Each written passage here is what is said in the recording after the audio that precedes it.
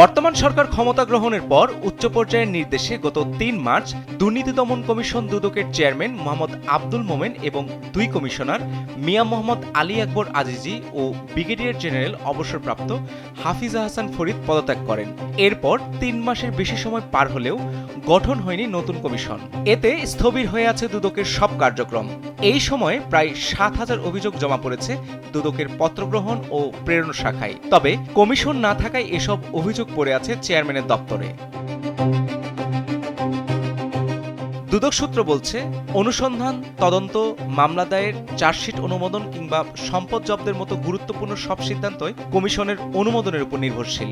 প্রতিদিন গড়ে ৮০ থেকে ১২০টি অভিযোগ জমা পড়লেও নতুন কোনো অভিযোগে অনুসন্ধান শুরু করা যাচ্ছে না। জীবন অবাক না করলে কে করবে? ২৮% মিল্ক ফ্যাটের অবাক করার সাথে ফ্রেশ মিল্ক পাউডার। জীবন অবাক করুক প্রতিদিন। ফলে অভিযোগের পাহাড় ক্রমেই বড় হচ্ছে। জমা হওয়া অভিযোগগুলোর মধ্যে অন্তর্বর্তী সরকারের কয়েকজন উপদেষ্টা, প্রভাবশালী আমলা, রাজনীতিবিদ ও ব্যবসায়ীরাও রয়েছেন। এদিকে বেশ কয়েকটি আলোচিত মামলার তদন্ত প্রতিবেদনও আটকে আছে। সাবেক আইজিপি বেনজির আহমেদের বিরুদ্ধে ৫টি মামলার তদন্ত প্রতিবেদন এবং অন্তর্বর্তী সরকারের সাবেক প্রধান উপদেষ্টার বিশেষ সহকারী ফয়েজ আহমেদ তৈয়বকে আসামি করে প্রস্তুত করা তদন্ত সুপারিশ কমিশনের অনুমোদনের অপেক্ষায় রয়েছে। ফলে এসব মামলার বিচারিক প্রক্রিয়াও এগোচ্ছে না।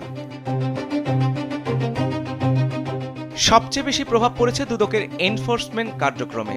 হাসপাতাল, ভূমি অফিস, বিআরটিএ, পাসপোর্ট অফিস সহ বিভিন্ন প্রতিষ্ঠানের অনিয়ম দুর্নীতির অভিযোগে অভিযান পরিচালনার জন্য কমিশনের অনুমোদন প্রয়োজন হয়। কমিশন না থাকায় কার্যত বন্ধ রয়েছে এসব অভিযান।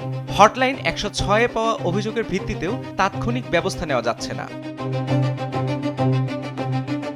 শুধু অভিযান নয়, নতুন অনুসন্ধান শুরু, মামলা অনুমোদন, চার্জশিট দাখিল, বিদেশ যাত্রায় নিষেধাজ্ঞা, অবৈধ সম্পদ জব্দ এবং আন্তর্জাতিকভাবে পাচার হওয়া সম্পদ উদ্ধারে প্রয়োজনীয় যোগাযোগও ব্যাহত হচ্ছে। কর্মকর্তারা পুরনো মামলার তদন্ত শেষ করে প্রতিবেদন প্রস্তুত রাখলেও চূড়ান্ত সিদ্ধান্তের অভাবে সেগুলো কার্যকর করা যাচ্ছে না।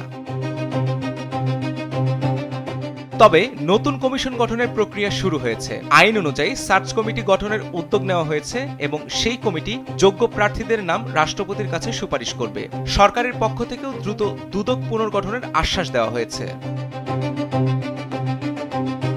দুদকের সাবেক ও বর্তমান কর্মকর্তারা মনে করেন, স্বাধীন, দক্ষ ও কলঙ্কমুক্ত ব্যক্তিদের নিয়ে দ্রুত কমিশন গঠন না হলে দুর্নীতি বিরোধী কার্যক্রম আরও ক্ষতিগ্রস্ত হবে। তাদের মতে, কমিশনের শূন্যতায় শুধু দুদক নয়, রাষ্ট্রও ক্ষতির মুখে পড়ছে। আর এই পরিস্থিতি দুর্নীতিবাজদের জন্য হয়ে উঠেছে সবচেয়ে স্বস্তির সময়।